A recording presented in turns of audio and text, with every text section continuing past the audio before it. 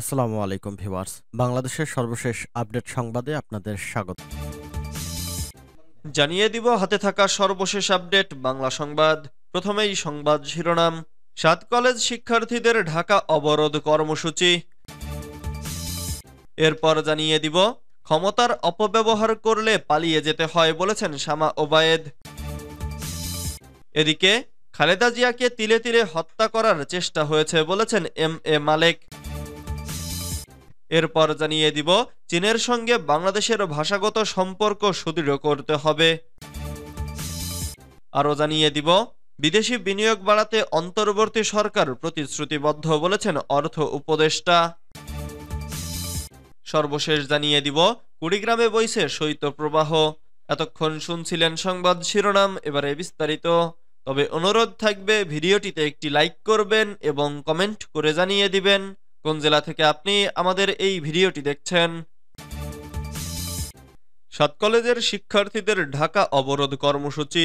বিশ্ববিদ্যালয়ের উপাচার্য অধ্যাপক মামুন আহমেদের পদত্যাগ এবং শিক্ষার্থীদের উপর হামলার বিচারের দাবিতে সোমবার 27 জানুয়ারি সকাল 9টা থেকে বিকাল 5টা পর্যন্ত অবরোধ কর্মসূচি ঘোষণা করেছেন 7 কলেজের শিক্ষার্থীরা। রবিবার দিবাগত শেষ রাতে এক সংবাদ সম্মেলনে এ ঘোষণা দেন বিশ্ববিদ্যালয় রূপান্তর আন্দোলনের সংগঠক আব্দুর রহমান। তিনি বলেন, বিচারের আগে কোনো ধরনের পরীক্ষা হবে না। ঢাকা বিশ্ববিদ্যালয় একটি স্বৈরাচারী প্রতিষ্ঠানে পরিণত হয়েছে। আমরা দীর্ঘদিন ধরে 7 কলেজকে ঢাবির অধিভুক্তি থেকে বাতিল করে স্বতন্ত্র বিশ্ববিদ্যালয় প্রতিষ্ঠার দাবিতে আন্দোলন করে আসছিলাম। আন্দোলনে হামলা, পুলিশের একপেশে আচরণের প্রতিবাদে ঢাকা অবরোধ কর্মসূচির ঘোষণা দিয়েছেন তারা। তিনি বলেন, ঢাকা বিশ্ববিদ্যালয় একটি স্বৈরাচারী প্রতিষ্ঠানে পরিণত হয়েছে। আমরা দীর্ঘদিন ধরে 7 কলেজকে ঢাবির অধিভুক্তি থেকে বাতিল করে স্বতন্ত্র বিশ্ববিদ্যালয় প্রতিষ্ঠার দাবিতে আন্দোলন করে আসছিলাম। আমাদের দাবি ছিল চলতি শিক্ষাবর্ষ থেকেই স্বতন্ত্র বিশ্ববিদ্যালয়ের অধীনে ভর্তি পরীক্ষা নেওয়ার, কিন্তু ঢাকা বিশ্ববিদ্যালয় সেটি করেনি।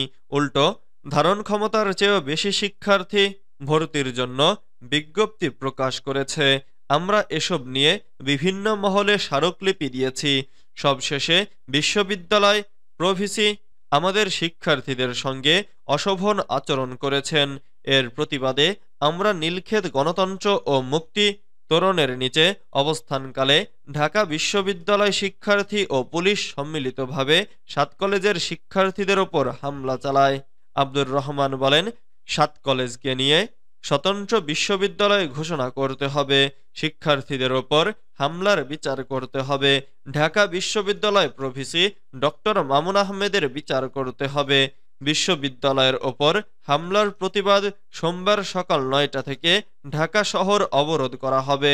7 কলেজের শিক্ষার্থীরা নিজ নিজ ক্যাম্পাস এলাকায় অবরোধ কর্মসূচি পালন করবে। ক্ষমতার অপব্যবহার করলে পালিয়ে যেতে হয় বলেছেন শামা ওবায়েদ। বিএনপির কেন্দ্রীয় সাংগঠনিক সম্পাদক শামা ওবায়েদ ইসলাম রিংকু বলেছেন, ক্ষমতার অপব্যবহার করলে পালিয়ে যেতে হয়। সেটা আমরা স্বৈরাচার হাসিনাকে দেখে শিখেছি। গত সংসদ অর্ধেক দখল ছিল শেখ পরিবারের। ওই সংসদের এমপিরা যে পরিমাণ অর্থ পাচার করেছেন তা দিয়ে একটা নয়, অন্তত 5টি পদ্মা সেতু করা যেত। শামা ওবায়েদ বলেন, যোগ্যতার ভিত্তিতেই ছাত্র জনতা চাকরি পাবে। বিএনপি ক্ষমতায় গেলে প্রান্তিক জনগোষ্ঠীর জন্য ফ্যামিলি কার্ড চালু করা হবে, যাতে মা বোনেরা তাদের ছেলেমেয়েদের নিয়ে 3 বেলা ভাত খেতে পারে, কোনো ধরনের সমস্যা না হয়।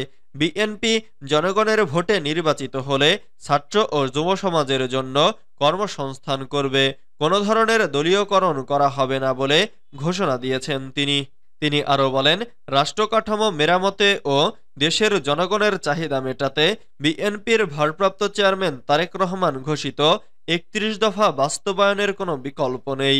বিএনপির 31 দফা ঘরে ঘরে পৌঁছে দিতে হবে। 31 দফা বাস্তবায়ন হলে মানবিক বাংলাদেশ, স্বচ্ছ বাংলাদেশ এবং দুর্নীতিমুক্ত বাংলাদেশ গঠিত হবে। খালেদা জিয়াকে তিলে তিলে হত্যা করার চেষ্টা হয়েছে বলেছেন এম এ মালেক। বিএনপির চেয়ারপারসনের উপদেষ্টা ও যুক্তরাজ্য বিএনপির সভাপতি এম এ মালেক অভিযোগ করে বলেছেন, খালেদা জিয়াকে তিলে তিলে হত্যা করার চেষ্টা করা হয়েছে। তিনি সুস্থ অবস্থাতেই জেলে গিয়েছিলেন। তিনি চাইলেই লন্ডনে থাকতে পারতেন। রোববার ২৬ জানুয়ারি স্থানীয় সময় সন্ধ্যায় পূর্ব লন্ডনের একটি রেস্টুরেন্টে Arafat Rahman cocoa Memorial trust আয়োজিত এক দোয়া মাহফিলে বিশেষ অতিথির বক্তব্যে তিনি একথা বলেন। এম এ মালেক বলেন, খালেদা জিয়া জানেন তিনি দেশে ফিরলেই জেলে যেতে হবে। তারপর তিনি জেলে যাওয়ার ৩ দিন আগে লন্ডন থেকে দেশে ফিরেছেন। সেখানে কোটি মানুষ তাকে রিসিভ করেছে। ওনার বিরুদ্ধে ষড়যন্ত্র করা হয়েছে। তাকে তিলে তিলে হত্যা করতে পরিকল্পনার জন্য এককভাবে দায়ী শেখ হাসিনা ও তার পরিবার। তিনি আরো বলেন, লন্ডনেও শেখ হাসিনা ঘোষণা করে গিয়েছিলেন উনি আর কতদিন বাঁচবেন। আমরা মনে করি শহীদ আরাফাত রহমান কোকো, তারেক রহমান ও খালেদা জিয়া সহ জিয়া পরিবারের ওপর নির্যাতনের বিচার বাংলার জমিনে হবেই হবে। চীনের সঙ্গে বাংলাদেশের ভাষাগত সম্পর্ক সুদৃঢ় করতে হবে। দেশের সার্বিক উন্নতির লক্ষ্যে চীনের সঙ্গে বাংলাদেশের ভাষাগত সম্পর্ক সুদৃঢ় করতে হবে বলে মন্তব্য করেছেন বাংলাদেশ জামাতে ইসলামীর আমির ডক্টর শফিকুর রহমান। রোববার গাজীপুরের কালিয়াকৈর উপজেলার শফিপুরে স্থায়ী ক্যাম্পে লং লিভ ফ্রেন্ডশিপ অনুষ্ঠানে শীতবস্ত্র ও খাদ্য সামগ্রী বিতরণ অনুষ্ঠানে প্রধান অতিথির বক্তব্যে তিনি এসব কথা বলেন। তিনি বলেন, আমরা চাই চীনের সঙ্গে আমাদের ভাষাগত সম্পর্ক আরও সুদৃঢ় হোক। তাহলে আমাদের হৃদয়ের বন্ধন আরও সুদৃঢ় হবে। এতে করে দেশের সার্বিক উন্নয়নে তাদের উৎকর্ষের ছোঁয়া আমরা পাব। তিনি বলেন, চীনের গুরুত্বপূর্ণ ব্যক্তিরা এখনকার সমাজ পরিবর্তনে বড় অবদান রেখেছেন। বিজ্ঞান, প্রযুক্তি ও ভাষা এই সমস্ত বিষয়ে তারা অকল্পনীয় উন্নতি সাধন করেছেন। আজ বিশ্বে যে কয়টি দেশে বিজ্ঞান প্রকৌশলে একেবারেই সামনের সারিতে থেকে নেতৃত্ব দিচ্ছে, চায়না তার অন্যতম গুরুত্বপূর্ণ দেশ। অতএব তাদের কাছ থেকে আমাদের পাওয়ার এবং জানার অনেক কিছু আছে। বিদেশি বিনিয়োগ বাড়াতে অন্তর্বর্তী সরকার প্রতিশ্রুতিবদ্ধ বলেছেন অর্থ উপদেষ্টা ডক্টর সালাউদ্দিন আহমেদ বলেছেন, দেশে বিদেশি বিনিয়োগ বাড়াতে ব্যবসা বাণিজ্য ও বিনিয়োগ পরিবেশ গড়ে তুলতে অন্তর্বর্তী সরকার প্রতিশ্রুতিবদ্ধ। রোববার ২৬ জানুয়ারি রাজধানীর একটি হোটেলে American chamber of commerce in Bangladesh আয়োজিত ব্যবসা ও বিনিয়োগের পরিবেশ উন্নয়নের জন্য নীতি সামঞ্জস্য শীর্ষক সংলাপে প্রধান অতিথির বক্তব্যে একথা বলেন তিনি। সংক্ষেপে বিশেষ অতিথি হিসেবে উপস্থিত ছিলেন জাতীয় রাজস্ব বোর্ডের চেয়ারম্যান মোহাম্মদ আব্দুর রহমান খান। অনুষ্ঠানে মূল বক্তব্য উপস্থাপন করেন বেসরকারি গবেষণা প্রতিষ্ঠান সেন্টার ফর পলিসি ডায়ালগের নির্বাহী পরিচালক ফাহমিদা খাতুন। উদ্বোধনী বক্তব্যে অ্যামচাম বাংলাদেশের সভাপতি এরিক এম ওয়াকার বলেন, বাংলাদেশে ব্যবসায়িক পরিবেশ, পরিকাঠামো এবং নীতিমালা উন্নয়ন করতে হবে যাতে বাণিজ্য ও বিনিয়োগের প্রতিযোগিতা বাড়ে। কুড়িগ্রামে বইছে শৈত্যপ্রবাহ। কুড়িগ্রামে শীতের তীব্রতা কিছুটা কমেছে, তবুও মৃদু শৈত্যপ্রবাহ বয়ে যাচ্ছে কুড়িগ্রাম জেলার ওপর দিয়ে। হিমেল হাওয়ায় শীত অনুভূত হচ্ছে বেশ। সোমবার ২৭ জানুয়ারি সকাল ১০টায় এ জেলায় ১১.৫ ডিগ্রি সেলসিয়াস তাপমাত্রা রেকর্ড করা হয়েছে।